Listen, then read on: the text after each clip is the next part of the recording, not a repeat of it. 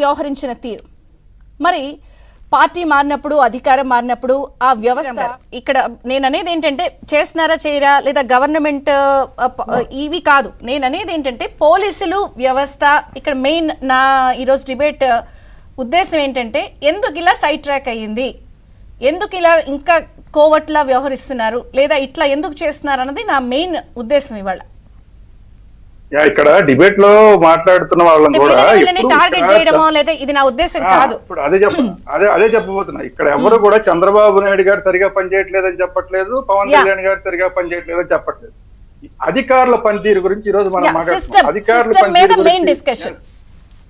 అధికారుల పనితీరు గురించి మాట్లాడుతున్న సందర్భంలో ఇందాక శ్రీనివాస్ గారు ఇది రూల్ ఆఫ్ లా, ఇది రూల్ ఆఫ్ లా, ఇది రూల్ ఆఫ్ లా అన్నారు.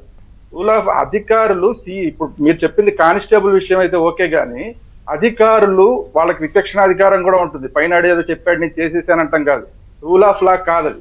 ఏదో ఎస్పీ చెప్పాడు కాబట్టి నేను వచ్చి ఎరగొమ్మేస్తాను ఎవరిని పెడతానంటే అది రూల్ ఆఫ్ లా కాదు శ్రీనివాస్ గారు. సో దాన్ని మనం సమర్థిస్తే కనుక ఇబ్బందులు పాలవుతాం. సరే, అది చూడరాదు. తర్వాత రెండోది జత్వాని విషయం మాట్లాడారు. జత్వాని విషయం, జత్వాని లాంటి వాళ్ళు వచ్చి మాట్లాడుతున్నారంటే అది చంద్రబాబు నాయుడు గారు, పవన్ కళ్యాణ్ గారు ఈ కూటమి ప్రభుత్వం మీద ఉన్న నమ్మకం అండి. అది రూల్ ఆఫ్ లా కాదు. ఆ రూల్ ఆఫ్ లా అప్లై అవుతుందా అవుతుందా అనేది ఇప్పుడు మళ్ళీ చూడాలి. ఎందుకంటే జత్వాని విషయంలో న్యాయం జరిగిపోలా. ఇంకా అంతకు ముందున్న RRR గారే ఇప్పుడు ఏం చేయాలో తెలియని పరిస్థితిలో ఉన్నాడు.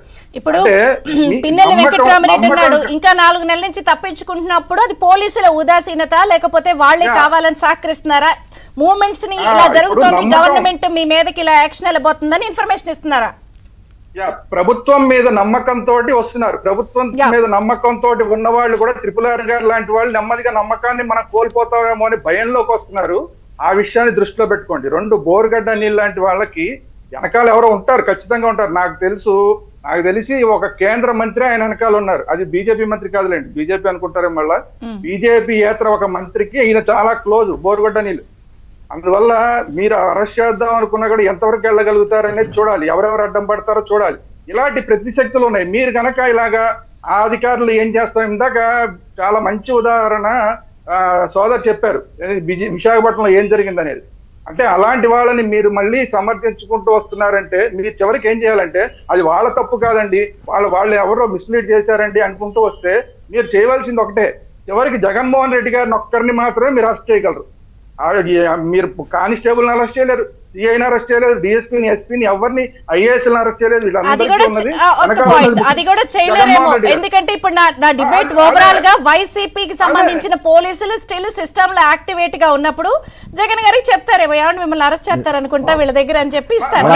నా డిబేట్ అంతా అది వైసీపీ పోలీస్ స్టిల్ యాక్టివ్. రెండో విషయం ఏంటంటే భయపడుతున్నారు, వాళ్ళందరూ భయంతో బతుకుతున్నారు అంటారు. లేదు, భయంతో బతకట్లేదు. ఇందాక నేను 2 ఉదాహరణలు చెప్పా. ఒకటి, వాళ్ళు భయంతో బతకకుండా ఇంకా చేయాలని చెప్పి బోట్లు వదిలేరు, అది చాలా పెద్ద నేరం చేశారు వాళ్ళు. రెండోది, మీరు పోలీసులు కూడా భయపడట్లేదు, కనీసం వచ్చి సంతకాలు పెట్టండి అంటే సంతకాలు పెట్టట్లేదు. అయినా సరే డీజీపీ గారు ఇంకా పేపర్లు రాస్తూ కూర్చున్నారు. పేపర్లు రాస్తూ కూర్చుంటే మరి ఎప్పటికీ ఇది అంటే నమ్మకం అనేది కోల్పోతున్నారు.